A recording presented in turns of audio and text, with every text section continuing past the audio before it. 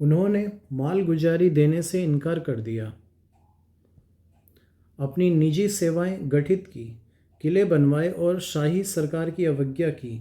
वर्षों तक सादत खां को उनसे लड़ना पड़ा। उसने अंधेर गर्दी को खत्म किया और बड़े जमींदारों को अनुशासित किया। इस प्रकार उसने अपनी सरकार के वित्तीय संसाधनों को बढ़ाया।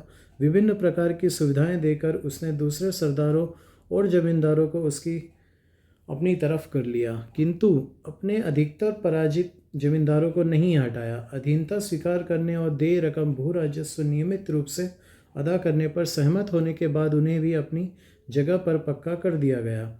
सादत खान ने भी 1723 में नया राजस्व बंदोबस्त रेवेन्यू सेटलमेंट किया। कहा जाता है कि उचित भू लगान लगाकर और बड़े जमींदारों के जुल्मों से बचाकर उसने किसानों की हालत को बेहतर बनाया। बंगाल के नवाबों की तरह ही उसने हिंदुओं और मुसलमान के बीच कोई भेदभाव नहीं किया। उसके अनेक सेनापति और उच्च अधिकारी हिंदू थे। उसने हठीले जमींदारों, सरदारों, सामंतों को उनके धर्म का बिना कोई ख्याल किए दबा दिया। उसके सैनिकों को अच्छा वेतन मिलते थे। वे हथियारों से सुसज्जित और सुप्रशिक्षित थे। सादत खां का प्रशासन कार्य कुशल था।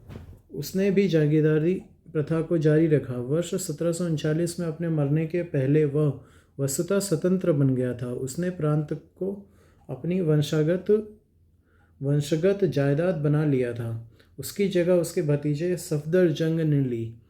वह साथ ही 1748 में साम्राज्य का वजीर भी बना दिया गया।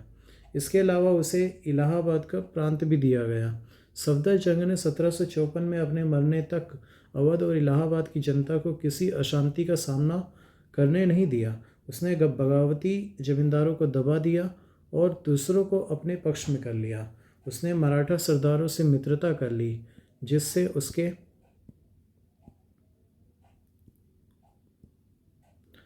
अधिकतर क्षेत्र में उनकी घुसपैठ न हो सके। राजपूत सरदारों और शेख जादाओं की वफादारी हासिल करने में भी वह कामयाब रहा। उसने रुहेला और बंगश पठानों के खिलाफ लड़ाइयाँ छेड़ी। बंगश नवाबों के खिलाफ 1750-51 की लड़ाई में उसने मराठों की सैनिक सहायता तथा जाटों का समर्थन प्राप्त किया। इसके लिए उसे मराठों को प्रतिदिन 25,000 रुपये और जाटों को रोज़ 15,000 रुपये देने पड़े। बाद में उसके पेशवा के साथ एक करार किया, जिसके अनुसार पेशवा ने मुगल साम्राज्य को अहमद शाह अब्दाली के खिलाफ मदद देने और उसे भारतीय पठानों तथा राजपूत राजाओं जैसे अंदरूनी विद्रोहियों से बचाने का वचन दिया। बदले में पेशवा को 50 लाख रुपए तथा पंजाब, सिंध और उत्तर भारत के कई जिलों की चौथ दिया जाने वाला था। इसके अलावा पेशवा को अजमेर और आगरा का सूबेदार बनाया जाना था, मगर पेशवा दिल्ली में सफदरजंग के दुश्मनों से जा मिला, जिन्होंने उसे अवध और इलाहाबाद का सूबेदार बनाने का वचन दिया। इसलिए करार टूट गया। सफदरजंग ने न्याय की उचित व्यवस्था की। उसने भी नौकरियां देने में हिंदुओं और मुसलमानों के बीच निष्पक्षता की नीति अपनाई। उसकी सरकार के सबसे बड़े ओहदे पर एक हिंदू महाराजा नवाब राय आसीन था। नवाबों की सरकार के तहत लंबे समय तक लगातार शांति और सामंतों की आर्थिक समृद्धि के परिणाम स्वरूप अवध दरबार के इर्द गिर्द एक विशिष्ट लखनवी संस्कृति कालक्रम से विकसित हुई।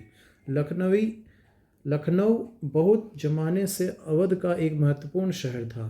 1775 के बाद वह अवध के नवाबों का निवास स्थान बन गया।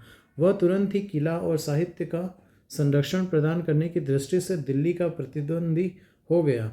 वह हस्तशिल्प के एक महत्वपूर्ण केंद्र के रूप में भी विकसित हुआ।